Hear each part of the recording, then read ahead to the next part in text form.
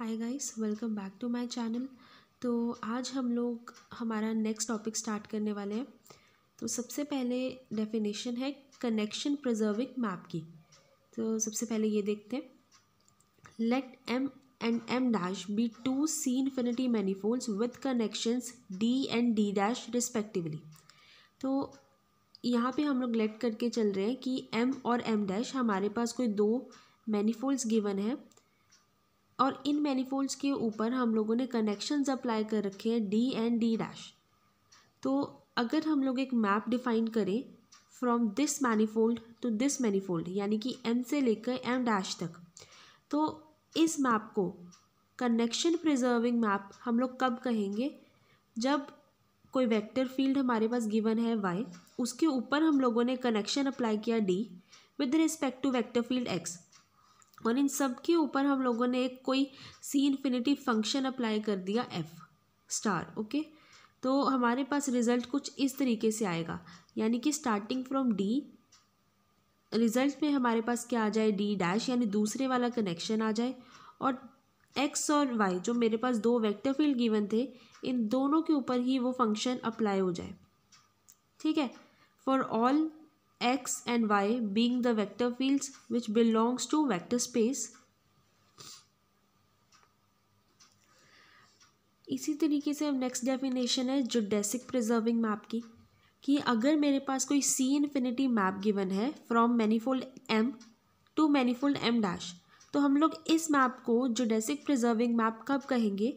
अगर मेरे पास manifold m में कोई जियोडेसिक गिवन है c, ठीक है, और हर जियोडेसिक सी के ऊपर हम लोग कोई फंक्शन अप्लाई करें एफ, तो ये जो एफ ऑफ सी है ये जियोडेसिक होना चाहिए दूसरे मैनिफोल्ड एम डैश में। ठीक है, तो तब हम लोग इस मैप को जियोडेसिक प्रिजर्विंग मैप कहेंगे। अकॉर्डिंग टू दिस रिमार्क, हर connection preserving map geodesic preserving map होगा हमेशा। अब हम लोग थ्योरम स्टार्ट करते हैं। Let F be a diffeomorphism of M. तो सबसे पहले हम लोग डेफियोमॉर्फिज्म की डेफिनेशन देखते हैं। सेक्शन ए में हम लोग ये पहले भी डिस्कस कर चुके हैं कि डेफियोमॉर्फिज्म क्या है। एक बार फिर से हम लोग डिस्कस कर लेते हैं। A 1-to-1 and onto map F such that F and F inverse are continuous and differentiable is called diffeomorphism. एक कोई फंक्शन है हमारे पास एफ, अगर ये मेरा जो मैप एफ है वो 1-to-1 है और ऑन टू भी है, सच दैट एफ और एफ इनवर्स, यानी इसी फंक्शन का इनवर्स क्या है, कॉन्टिन्यूअस भी है और डिफरेंशिएबल भी है, तब हम लोग इस मैप को डेफियोमॉर्फिज्म बोल सकते हैं, इस एफ को डेफियोमॉर्फिज्म बोल सकते हैं। तो ये एफ किसका डेफियोमॉर्फिज्म है? मैनिफोल्ड एम का, which is also on to on m dash। ठीक है, and d dash be a connection on m dash। m dash एक मैनिफोल्ड है, इसी का कनेक्शन किसको लिया गया है? d dash को। Then there is a unique connection d on m। अगर m dash का कनेक्शन है d dash, तो मैनिफोल्ड m का भी कोई यूनिक कनेक्शन एग्जिस्ट करता होगा d, ये हमें बताना है। For which f is connection preserving, जिसके लिए, जिस मैनिफोल्ड के लिए जो मेरा f है वो क्या होगा? कनेक्शन प्रिजर्विंग होगा। और कनेक्शन प्रिजर्विंग मैप कौन से होते हैं? इस कंडीशन को जो फुलफिल करते हैं। ठीक है, तो अब हमें यही प्रूव करके देना है कि अगर m डैश मैनिफोल्ड के लिए कोई कनेक्शन d डैश एग्जिस्ट करता है, तो इसी वे में एक मैनिफोल्ड m के लिए भी कोई यूनिक कनेक्शन d एग्जिस्ट करना चाहिए। ठीक है, और इसी मैनिफोल्ड m के लिए जो f है मेरे पास, जो मैप f है, वो भी कनेक्शन प्रिजर्विंग होना चाहिए, यानी कि वो इस कंडीशन को सेटिस्फाई करना चाहिए। तो अब यही थ्योरम है हमारे पास, इसकी स्टेटमेंट मैंने डिफाइन की। अब इसका प्रूफ स्टार्ट करते हैं। ठीक है, ये सेम प्रूफ वही है जो नोट्स में गिवन है, बट थोड़ा मैंने इसको एलाबोरेट करके लिखा है यहाँ पे, तो हम लोग इसी से करेंगे। तो सबसे पहले यही है फॉर्मूला कनेक्शन प्रिजर्विंग के लिए। ओके, तो सबसे पहली चीज़ जो हमें प्रूफ करके देनी थी वो ये है कि मैनिफोल्ड m के लिए भी कोई यूनिक कनेक्शन एग्जिस्ट करता है। ठीक है, तो मतलब सबसे पहले यूनिक तो वो बाद में होगा, पहले हमें ये बताना पड़ेगा कि ये कनेक्शन एग्जिस्ट करता है कि नहीं करता। ठीक है, तो सबसे पहले हम लोग एक कनेक्शन की एग्जिस्टेंस को प्रूव करके दिखाएंगे। अब कनेक्शन की एग्जिस्टेंस को प्रूव करने के लिए हमें कनेक्शन की उन चारों प्रॉपर्टीज़ के लिए उस चीज़ को वेरीफाई करना होगा। अगर चारों की चारी प्रॉपर्टीज़ मेरी सेटिस्फाई हो जाएंगी तो इट मीन्स मेरे लिए वो कनेक्शन एग्जिस्ट करेगा। तो सबसे पहले कनेक्शन की प्रॉपर्टी ये थी कि हम लोग उसको, वो बाइलीनियर है, हम लोग ब्रेक करके लिख सकते हैं, हमें ये प्रूव करके देना है। तो सबसे पहले हम लोग लेफ्ट हैंड साइड को कंसीडर करेंगे। अब अगर इसको और इसको कंपेयर करें तो dx और dx तो सेम है, बट y की जगह पे क्या आ गया, y प्लस जेड। तो मतलब अब राइट हैंड साइड में भी जहाँ पे y है हम लोग उसको रिप्लेस करेंगे y प्लस जेड के साथ, और बाकी की दोनों टर्म्स एज इट इज़ लिखी हुई हैं और y यहाँ पे आ गया। ठीक है, अब नेक्स्ट स्टेप में हमने इसको ब्रेक कर दिया। ब्रेक करने के बाद अब मेरे पास दो टर्म्स बनी ब्रैकेट के अंदर, हम लोग इसको फिर से ब्रेक करेंगे तो मेरे पास दो टर्म्स आ गई। अब इसको और इसको फिर से कंपेयर करो, सेम लिखा हुआ है सब कुछ, कोई फ़र्क नहीं है, इट मीन्स ये चीज़ यहाँ पे सब्स्टिट्यूट हो जाएगी।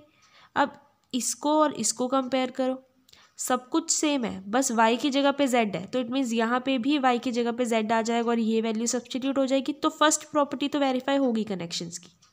अब सेकेंड प्रॉपर्टी देखते हैं। तो अब सेकेंड प्रॉपर्टी क्या है मेरी कनेक्शंस की, कि अगर लेफ्ट हैंड साइड कुछ इस तरीके से है तो हम लोग राइट हैंड साइड इस तरीके से लिख सकते हैं। तो सबसे पहले हम लोग लेफ्ट हैंड साइड को कंसीडर कर लेते हैं। अब इसको और इस चीज़ को कंपेयर करते हैं आपस में, तो x की जगह पे क्या है x प्लस वाई और y की जगह पे क्या है z, तो राइट हैंड साइड में भी ये चेंजेस आ जाएंगे। फर्स्ट टर्म तो एज इट इज़ है। अब x की जगह पे क्या था x प्लस वाई, तो मैंने यहाँ पे भी x प्लस वाई कर दिया। यहाँ पे क्या है y है, पर यहाँ पे हमारे पास z गिवन है इसकी जगह पे। ठीक है, तो यहाँ पे z आएगा, y नहीं आएगा। ठीक है, तो अब हम क्या करेंगे, हम लोग इसको ब्रेक कर लेंगे। इसको ब्रेक करने के बाद अब मेरे पास दो टर्म इस तरीके से आ गई। अब फिर से कंपेयर करो अगर उस फॉर्मूला के साथ, तो ये वही दोनों फॉर्मूले आ रहे हैं दोबारा से। ठीक है, बस यहाँ पे डिफरेंस क्या है, यहाँ पे x है और यहाँ पे y है, तो मैंने लेफ्ट हैंड साइड सब्स्टिट्यूट कर दी और ये किसके इक्वल है, मेरी राइट हैंड साइड के। तो अब सेकंड प्रॉपर्टी भी वेरीफाई हो गई। अब थर्ड प्रॉपर्टी, तो अगर लेफ्ट हैंड साइड कुछ इस तरीके से है तो राइट हैंड साइड में ये होना चाहिए, तो हम लोग लेफ्ट हैंड साइड को कंसीडर करते हैं सबसे पहले। अब इसको कंपेयर करो कनेक्शन प्रिजर्विंग मैप के फॉर्मूला के साथ, तो मेरे पास ये चीज़ आ जाएगी राइट हैंड साइड में। अब नेक्स्ट स्टेप में हमने क्या किया, जी और एफ स्टार इन दोनों की पोजीशन इंटरचेंज कर ली। अब नेक्स्ट स्टेप में अगर इनकी पोजीशन चेंज करते हैं तो हम लोग इसको एज इट इज़ पूरा का पूरा एक एक्स कंसीडर कर लो, और ये जी है तो जी ऊपर आ जाएगा according to property of connection. ठीक है, तो जी ऊपर आ गया, तो ये चीज़ रह गई। अब हम क्या करेंगे, जी को ब्रैकेट के बाहर ले जाएंगे और उसको साइड पे कर लेंगे, और ये चीज़ बची मेरे पास। ये फिर से वही फॉर्मूला बन रहा है कनेक्शन प्रिजर्विंग मैप का। इसकी जगह पे हम लोग डी एक्स वाई लिख देंगे which is equals to right hand side, और मेरी थर्ड प्रॉपर्टी भी वेरीफाई हो गई। अब फोर्थ प्रॉपर्टी, अगर लेफ्ट हैंड साइड कुछ इस तरीके से है तो राइट हैंड साइड इस तरीके से आनी चाहिए।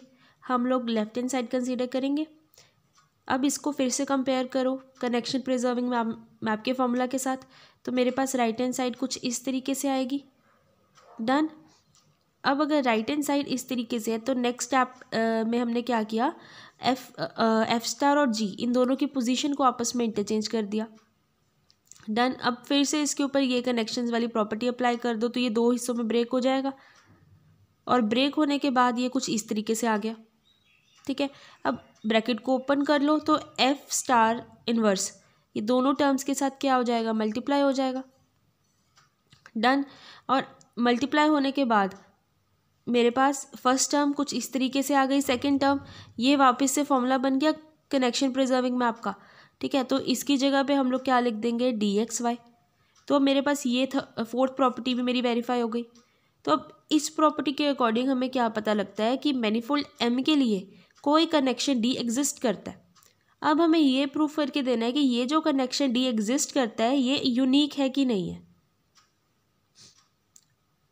अब हम लोग क्या करेंगे, लेट कर लेंगे कोई एक कनेक्शन प्रिजर्विंग मैप हम ले लेंगे।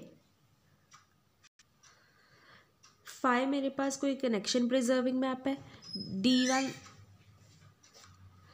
D1 और D2 हम लोग कोई दो कनेक्शंस कंसीडर कर रहे हैं, ठीक है। तो अब मेरे पास कनेक्शन प्रिजर्विंग मैप का जो फॉर्मूला है, हम लोग वही फॉर्मूला दो बार अप्लाई करेंगे, फर्स्ट D1 के लिए और D2 के लिए, ठीक है। और इन दोनों के ऊपर कनेक्शन प्रिजर्विंग मैप अप्लाई करेंगे, दैट इज़ 5 स्टार, ठीक है। तो वहाँ पे हमारे पास F स्टार था, यहाँ पे हम लोगों ने 5 स्टार ले लिया, फ़र्क कुछ नहीं है, ठीक है। तो राइट हैंड साइड अब सबसे पहले D1 के लिए कंसीडर कर लो, D1 के लिए कंसीडर करो तो भी मेरे पास राइट हैंड साइड ये आएगी, D2 के लिए कंसीडर कर लोगे तो भी मेरे पास राइट हैंड साइड ये आएगी। इट मीन्स दोनों केसेस में मेरे पास राइट हैंड साइड सेम आ रही है, both right hand sides are equal. तो मतलब ये लेफ्ट हैंड साइड भी आपस में इक्वल हो गई, अगर राइट हैंड साइड दोनों आपस में इक्वल है तो लेफ्ट हैंड साइड भी इक्वल हो गई, जिसकी वजह से मेरे दोनों के दोनों D1 XY D2 XY ये दोनों भी आपस में इक्वल हो गए। इट मीन्स D1 किसके इक्वल आ गया, D2 के इक्वल आ गया। इट मीन्स जो कनेक्शन था वो यूनिक होगा, एक से ज़्यादा कनेक्शन एग्जिस्ट नहीं करेगा, ये हमने अभी प्रूफ भी कर दिया। तो अब कनेक्शन प्रिजर्विंग मैप के ऊपर ही बेस्ड मेरे पास एक एग्जांपल है कि लेट कर लो कि फाई मेरे पास कोई कनेक्शन प्रिजर्विंग मैप है मैनिफोल्ड M के ऊपर, ठीक है। तो अब हमें शो करके देना है कि अगर हम इस फाई को टॉर्शन टेंसर के ऊपर अप्लाई करते हैं तो मेरे पास रिजल्ट कुछ इस तरीके से आना चाहिए, यानी कि T तो एज इट इज़ है पर ब्रैकेट के अंदर X, Y है और इन दोनों के ऊपर भी ये फाई क्या है, अप्लाई हो जाना चाहिए, दैट इज़ 5 स्टार अप्लाई हो जाना चाहिए। इसी तरीके सेकंड पार्ट में क्या है कि हम लोग अगर कर्वेचर टेंसर के ऊपर फाई यानी कनेक्शन प्रिजर्विंग मैप को अप्लाई करेंगे तो मेरे पास रिजल्ट कुछ इस तरीके से आना चाहिए। हमें ये दोनों चीज़ें प्रूव करके देनी है। तो सबसे पहले हम लोग इसका फर्स्ट पार्ट कंसीडर करते हैं जिसमें हमने लेफ्ट हैंड साइड ली। लेफ्ट हैंड साइड में सबसे पहले टॉर्शन टेंसर का फॉर्मूला अप्लाई कर दो, डन। फिर ब्रैकेट को ओपन कर दो, ठीक है। अब इस जगह पे ये मेरा कनेक्शन प्रिजर्विंग मैप का फॉर्मूला है, हम लोग इस फॉर्मूला को वहाँ पे अब सब्सटीट्यूट करेंगे।